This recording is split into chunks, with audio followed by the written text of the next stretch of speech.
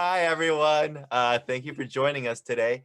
Today we have a special treat. We have Kalamu Chache joining us today. Kalamu Chache is a resident of East Palo Alto for many years, and she's been a contributing member of the fabric of the community here and the culture that we've been developing for decades now. And she's joining us to share some of her ideas around some of our design challenges that we've been exploring all year. So we're really lucky to have her. Chache, just wanted to give everyone a chance to get to know you a little bit better. Can you start by sharing with us a little bit about how you came to East Palo Alto and how you've been involved over the years? Yes, I can. Thank you, Jerry, and thank you so much for this platform and the work that you're doing to help us climb on up a little bit higher. I really like this. So essentially what happens is that my father had gotten a job working at Flying Tiger Airlines, and he wanted to bring me and my sister with him to live here, which was a very historic, good thing to have happened to the both of us. And we wind up coming to live in East Palo Alto. And we're coming from Brooklyn, New York. So we're coming from a place of so much surrounding of love, Blackness, culture, just knowing that, we're here to make a difference, and we got all that kind of love and support to make it. And when we come to East Palo Alto, we're finding it a similar kind of community, but the look is very different. Here we're seeing blue skies, greenery, good air. And I was asthmatic at the time as well. And the doctors had told my parents that they thought it would be better if I would be in a different environment. And sure enough, when I come to East Palo Alto, that asthma just went away. So it was something to say about the environment and how important that is in the health and development of a child's growing up. So I was good with that. And then, I'm a teenager at the time that I'm here. So I'm going to school. And when I graduate, I get a scholarship. And I also wind up going to a school in Oregon. And then I now am in culture shock because it's nothing like how I've been brought up. I'm not around any of those kind of people. I have some classmates who are in the same school with me, but it's just a totally different foreign-like environment for me. And I had a very hard time, but I did manage to stay for a year because, I come from a generation of people who look for their children to keep on keeping on and make it in this world. And so I'm gotten that kind of indoctrination all during my childhood. So I've got to, keep that banner going. And so I'm very committed to it. But I cannot, for the life of me, get through another year of what I had already gone through. So I wind up coming back to the community, to East Palo Alto. And at that time, I now find that the community is really evolving so much more. Now I'm seeing a community that's talking about community control, talking about let's start our own for a lot of different things. And Nairobi College is in action. And so I joined Nairobi College as a student at first. And next thing I know, I'm into all kinds of things within the college because this is an environment, this was a community that if you had any kind of skill set, you had anything that you were really good at, that you wanted to be a part of, it could happen. Hmm. And it could happen with a lot of people, well, from young to elders. And I love that. I mean, because that's the kind of community I came from. I saw young to old people always doing things, and they did it together.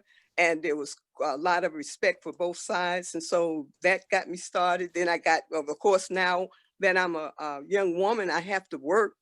I didn't grow up with that thing about, well, the key is to get married to a man and let him take care of you, that kind of thing. No, no, no, no. You have a brain, you have skills, you have talents, you have gifts. So you need to be looking and focusing on that. And so that's what I did. And after that, I started getting into the nonprofit world. And then I worked for some small businesses that were here in East Palo Alto, and then nonprofit world. So I've always been a worker all this time. I kept on working, and I still do that to this day. Yeah, that's my Amazing. story. Yeah, and you've done so much work for the nonprofit world here in East Palo Alto. Uh, Thank s- you. yeah, definitely, and just kind of being a cultural touchstone for us, especially in times of need, in times of crisis, when we really look to our artists and our cultural icons to help us make sense of it all. Oh, So, thank you so much. Yeah, because it's been quite a thing of how the world has put everybody on notice how they're looking at artists. Because eventually, I'm going to the arts world as a poet and a songwriter and a musician and doing all of those kinds of things, and then ultimately becoming a recording artist and an author. And eventually, the community bestowed the honor upon me as being their poet laureate for East Palo Alto. So all those yes. things, I had all those things going on almost at the same time. I mean, this is remarkable. I was able to do all that kind of stuff. Because, when you're doing your work, you're doing your work. You're not getting caught up in, well, like, can I do all this? It never occurred to me because so many people had faith and confidence in what I was able to bring to the table. And so it was honored and respected. And it just like kept me more motivated to just keep on keeping on.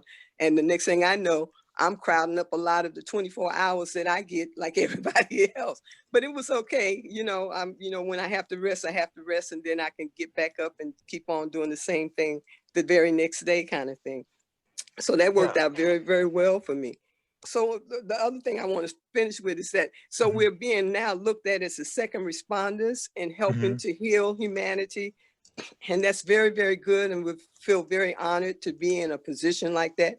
But more and more people are also letting it be known that they still need arts. So to this day, I do a lot of things that's still along that line. I'm still going to continue to write, which I do, and help people who are trying to get into this craft of poetry making, as well as anything else that they want to do. And if they already are artists and they need support in any kind of way, I'm there that way as well. So yeah, that's where things are with me right now. Thank you for helping the next generation of people who, not just, next generation as in our youth, but really the next Right. generation of any age, Right. discovering the Exactly. next phase of their artistic expression and really helping also create kind of cultural assets for the community.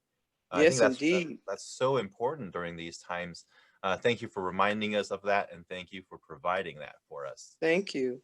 So we were able to share some questions with you that our community has been wanting to develop some answers around, Mhm. mostly around the care and support for our residents. So we had a few questions in the area of security, belonging, and mobility access, health and wellness, as well as education and opportunity. We shared these questions with you earlier, and you identified that you had some particular interest to go over some of these questions with us, particularly one, it looks like, in health and wellness, and another Mhm. in education and opportunity. Is that right? Yeah. Yes, that's right.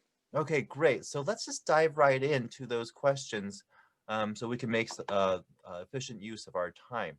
So under Okay. health and wellness, you said that an interesting thing for the community to start answering with each other is how might we help ensure the access to low cost and preventative health care, and then also to increase the utilization of these available services. Mhm.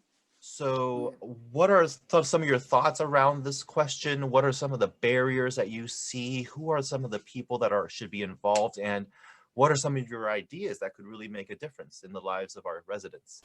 Mhm. Well, for me, what really came to very clear Hmm. is how we have a disconnect of people who are providing services in our community, particularly in health, with the population. Now, I can understand that on one hand, you want to pay attention to people who are so called your patients and you take good care of them, but your patients happen to live in a community. So you got to see it as both ways. You just can't do one at the expense of not doing the other. That's just not practical to me. It's Hmm. not a very safe place for anybody to be in any kind of community. It just can't. You got to you got to remember, I'm a poet, so these rhymes might come up from time to time because that's my thing. That's what I like to do. I'm Gosh, consciously yeah, aware. I hope my ears are sharp enough to catch them and my fingers are fast enough to type them. God, that would be golden to capture all that. Yeah. I know. I know that's I'm every time this happens to me, I gotta okay, right now it's not a poem. It's not a poem. I have to tap myself about that. Yeah. But in a way it is a poem, because that's what life is about. But so one of the things that had happened, I noticed, was that I didn't really see too much of anything going on in terms of with COVID hit, in terms of our own major health facility that we have here in East Palo Alto.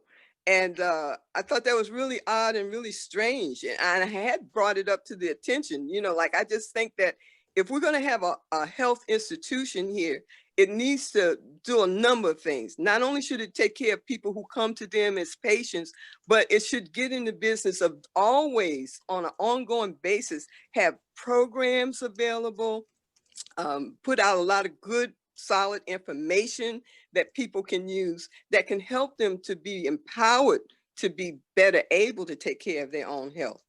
And that's what we find generally. I'm looking at it and I'm finding generally, it's like people just seem to, in the health industry, it looks like they want you to always be sick. They want, why? Because you always come to them and you're not really being taught anything really about how to be on the prevention side. It's you got to be in a crisis before you'll get it, but it's you in a crisis at the time that you're getting that kind of information, which is not going to be the most important thing you're going to pay attention to. You're going to try to hurry up and get well as quick as possible. So that takes up a lot of strength and energy to get to that level. So for me, I just thought that we needed to have, and I still feel that we need to have systems in place that really gets people to be more on the prevention side in terms of self-care and healthcare. It's very, very important because a sick community can't evolve. It really can't. We got all kinds of things that came out with COVID that's hitting us here, left and right. But we need to have a community that's so well being taken care of that we can always keep rising to the occasion, where we're more on the solution side of things rather than always talking or reacting to what's the bad things that's happening to us in this community. So that we're empowered and not reacting to That's right. To circumstances, right? That's a much better person to ever be in a community. You want to be an empowered person. Things happen. This is how life goes. Things happen beyond your control, but it's nothing that's saying that you can't do something about it. But in order for you to do something about it, you have to, have services and be very aware of what those services are, and try to advocate and get the services that you need if you don't see it happening, and talk to the powers that be, that let them know that, it's got to be more things you do for us other than, just taking care of people who are in crisis health-wise all the time.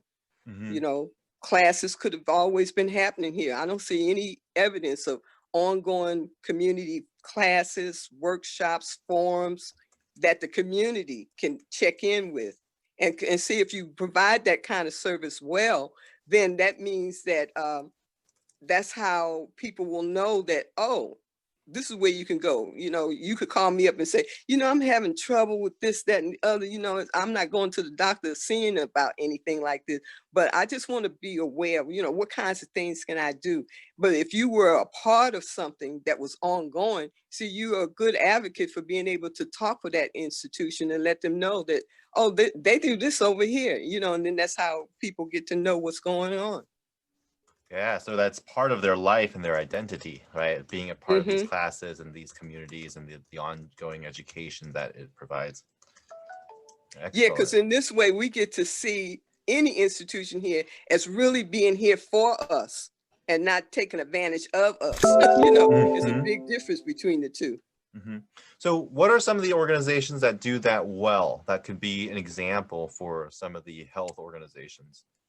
Well, that's the thing. I haven't seen it. The major health, the major health organization here for our community is the Ravenswood Family Health Center. Mm-hmm. That's there.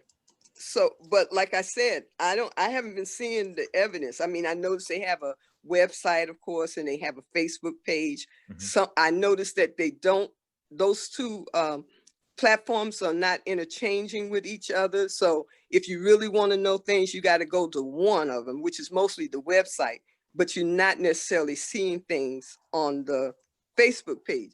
And it's not just them. I mean, it's a lot of these organizations are doing this. They got those two things, those two powerful tools, and they're not using it to the best advantage as it relates to helping people out. You know, yeah, they're telling their story, but you got to be, if they almost have you come to them all the time, but they're not doing things that's really helping the populace. And that's what we need. You know, I shouldn't have to be on Facebook, but in order for me to know more, I need to go to your website. I mean, the technology is here that both things could be done simultaneously, you know, so whatever platform I'm on, I can still find out what I need to find out, you know. Yeah. And I'm saying education wise, you know, like we're not, I mean, some things were done, you know. I did see Ravenswood do its best with trying to give information about COVID, but eventually we had to wind up going to San Mateo County Health Services to find out, you know, county-wise what's going out. But Mm-hmm. we are being told that things are happening at a very high level here in East Palo Alto, but all we're hearing is about where to go for the testing. But Mm-hmm. you know, the information about COVID and stuff, to me, it would have been really good to see our own community be in the forefront of providing information as well, especially when we got health officials that's here. Yeah, so a lot of the guidelines around like social distancing, then, right? You want to make sure that's coming from our kind of medical community. Exactly, as well as the information about how things are with us as it related to COVID-19, the coronavirus pandemic. It wasn't there. I mean, like I said, it was mostly being driven from the county, but we're a city. So why is now our city being on the forefront other than just saying where testing is taking place? I mean, and we got, like I said, we have health officials here in the community, but we're not hearing from them at all. Got it. I hear you. I hear you. Very good. Thank you for that. Sounds like we have information around making sure that information around social distancing, medical practices, the progress of the pandemic, how the city's data is different from maybe county-wide data that we have access to from the county.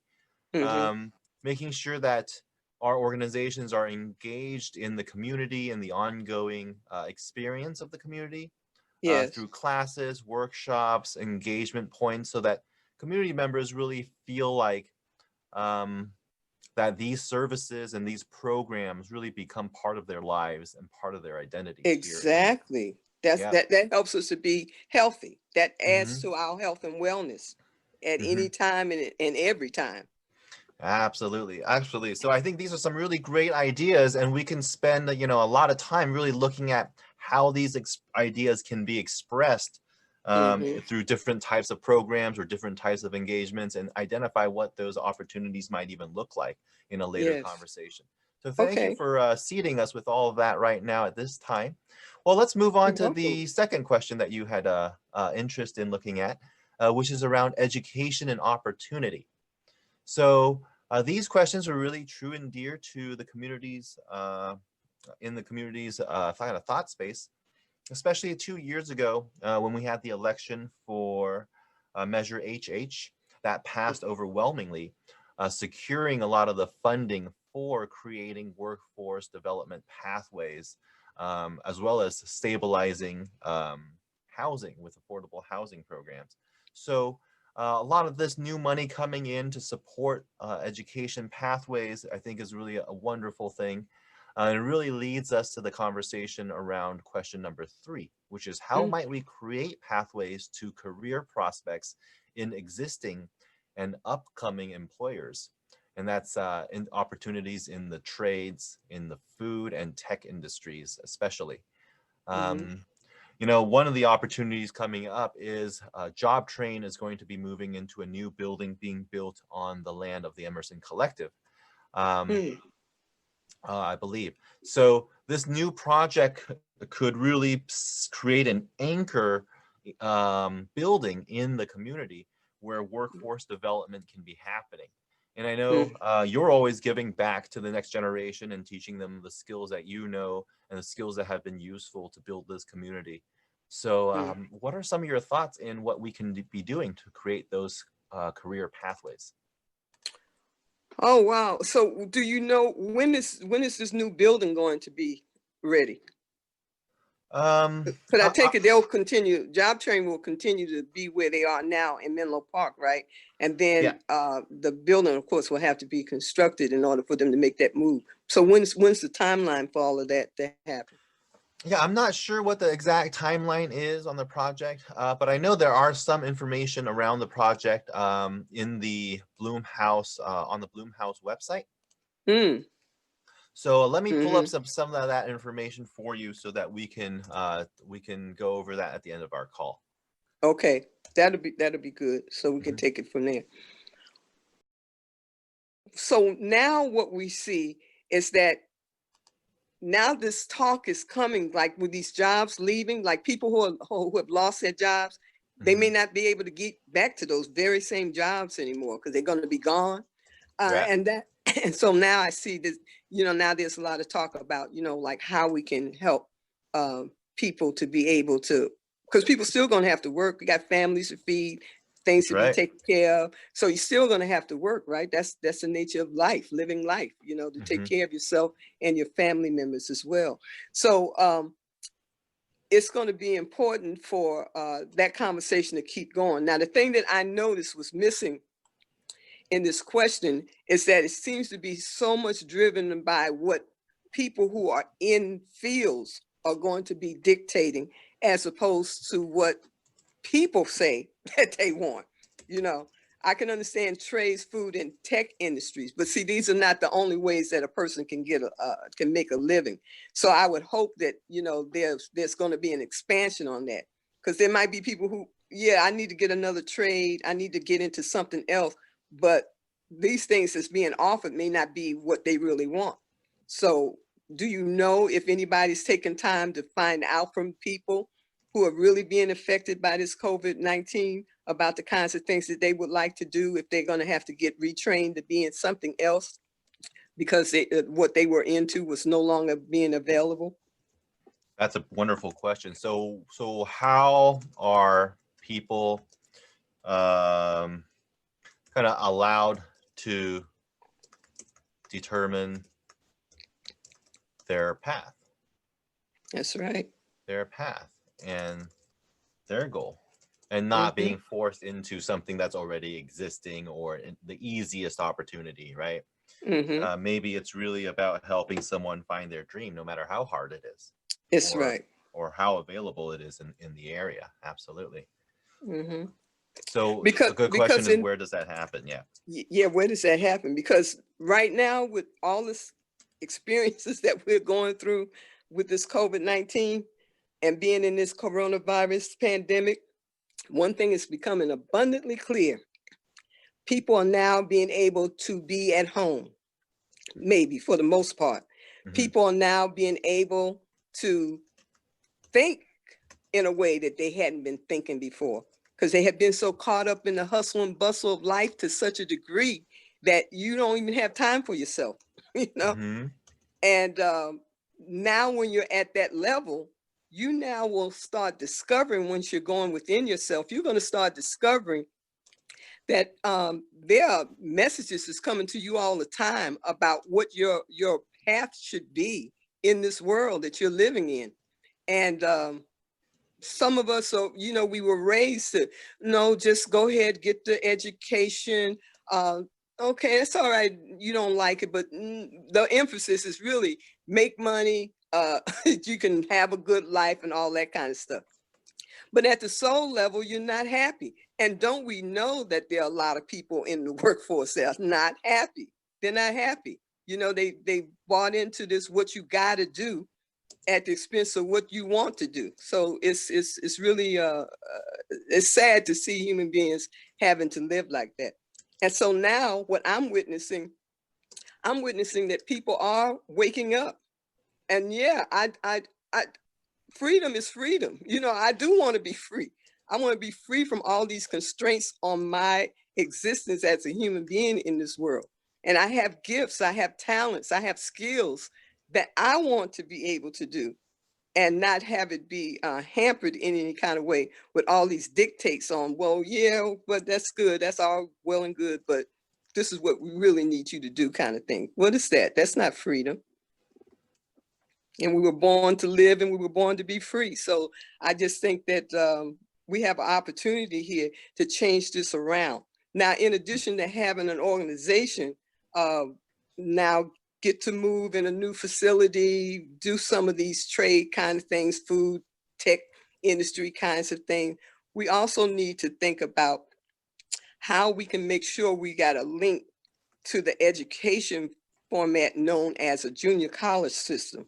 You know, that does exist as well. And that is another place where some things and some training can go on in terms of helping people to get ready for a career path that they want. And we need to make sure, if that happens, we need to make sure that they also are here and have a presence in this community as well. You know, the people don't have to travel so far. And now, you know, we now have social distancing, and not only that, but now we have distance learning as well. So that, I think that's going to be here to stay. And if that's here to stay, that's how we can also be growing a very educated population at the same time, because we are going to need that. You know, it's more than just you working to make a living, but you need to be always doing something that's growing your brain. And that's what education can do. So I hope that that's something that is being considered. So how do we do that? How do we make sure there's opportunities that people want to engage in that allows them to always be growing their brain, that allows them to wake up to find what gives them that true sense of freedom, right? The freedom to make as much money in a job that you hate is not really the freedom that that at the level that we're really talking about, right? That's just trading one sort of shackles for another, right? So how does that happen? I mean, a new building where it could happen solves the problem of where, but then, like, even in that building, who's going to have those conversations? What are the experiences that people need to have so that they can even discover what their vision for what they want to create is? To me, this is the kind of conversation that needs to be going on now. You don't wait till you have a building and then be bringing it up. All the powers that be need to be hearing these kind of conversations. They need to be having forums, ongoing forums going on, where they have a lot of people being able to be at the table so they can let their wishes be known.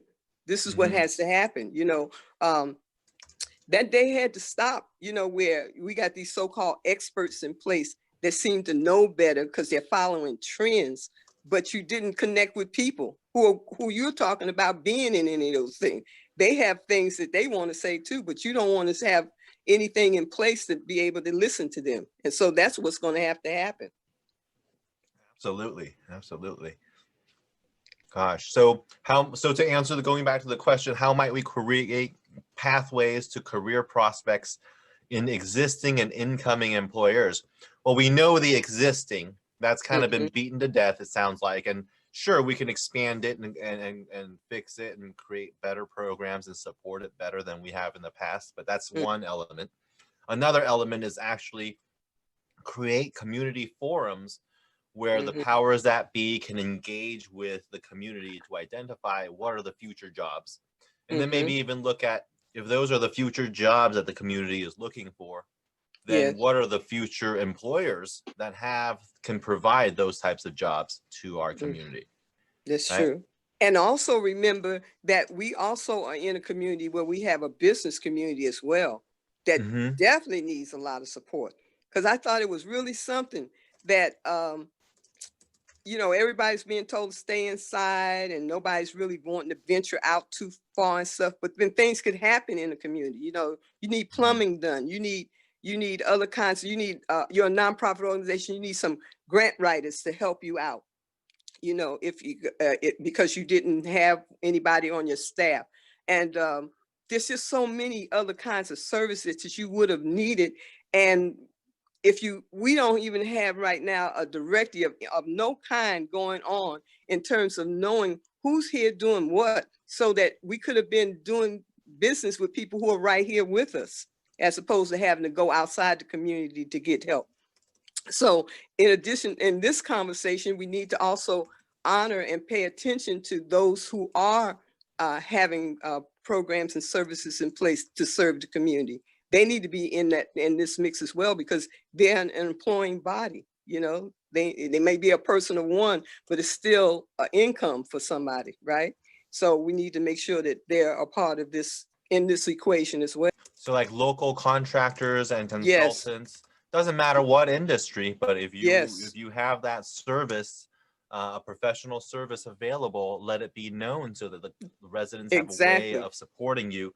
And then I think understanding where professional work is, or professional work experience exists, right? By understanding where professional work happens, and then connecting the need and the opportunity of work together in the community will then strengthen each individual business to hopefully a level where they can take on a more leadership role in the education of our next generation, giving them access to experience how to do this work, how to create this value, you know, creating internships, summer experiences with our youth, so that the youth can really see what's available out there, see all the different ways talent can be expressed into kind of financial, you know, financial engines for individuals and families.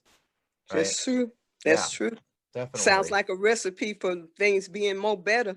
It does. It really does. It really does. And then of course, there's still that question of the new jobs of the future, the ones that hasn't even been invented yet, because the technology for those jobs haven't even been invented yet.